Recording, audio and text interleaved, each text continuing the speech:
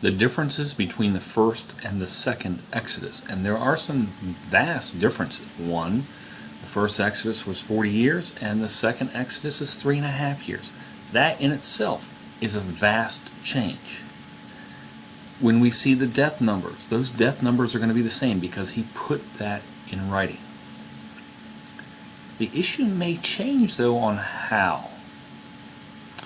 In the first Exodus, the inmates were running the asylum. There's no other way to say it. I mean, they were just doing everything as crazy as they could to fight and do everything else. In the second one, we should only not basically, I mean, there's at least somebody in sight in each family that's coming in.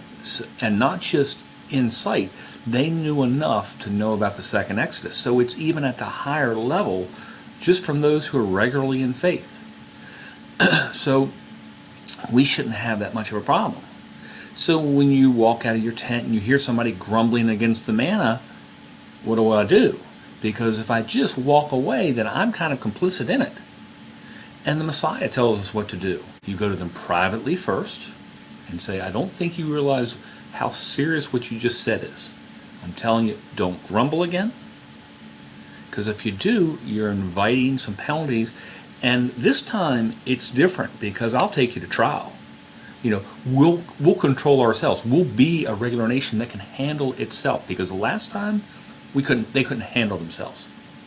If you hear the report coming back from the spies, the Creator's not going to have time. I mean, I guess he theoretically could, but it would be a race to see who's going to stone those people first if they give a bad report, because we certainly would.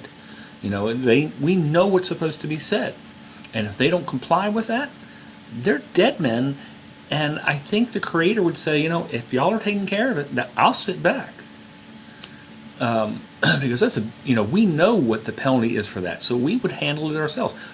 We certainly would have 2 witnesses. We would go out to trial. And, those who are the witnesses throw the first stone. And, those witnesses, they'll die at our own hands. We don't need... When the Creator has to come in and fix the problems, it's going to be a lot heavier. So we'll fix our own stuff.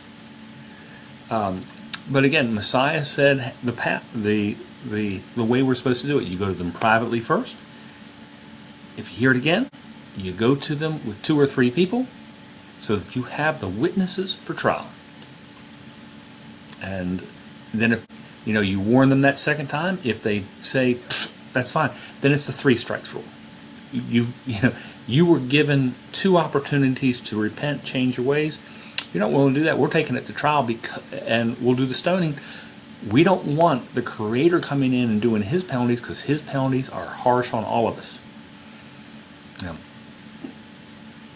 There are numbers that are specifically set that have to die, and that's what's going to be. But the more we're taking control of things, the better off we are. The group that we leave with, which is a strong group among our faith, it still needs to be winnowed down and realistically decimated. And if we've got 600,000 fighting men and we're losing at least 61,000 people, and that's at a minimum, because there are many times it says, a large group died, but it doesn't give a number. So we have to lose 61,000. We're looking at a decimation, or at least around 10% of the group being winnowed out. And that's at a minimum. And again, we should try to keep it to that minimum. And again, we're a much stronger group, and should be a much stronger group than the first Exodus. And even then, we're not strong enough. We need to get stronger. So those that arrive on the other side of the Exodus, and they should be strong. They should be real strong in faith. And even then, what's happening? The Messiah is coming back with an iron scepter to crack our heads like clay pots, because it's like, will you not listen? And that's, when you get to the other side of Exodus, you're really talking about a strong group. And even then, he's like, man, I'm going to get y'all into line at some point in time. So, it's best for us to take care of ourselves. Because when the Creator has to come in to do it, things get much worse for us.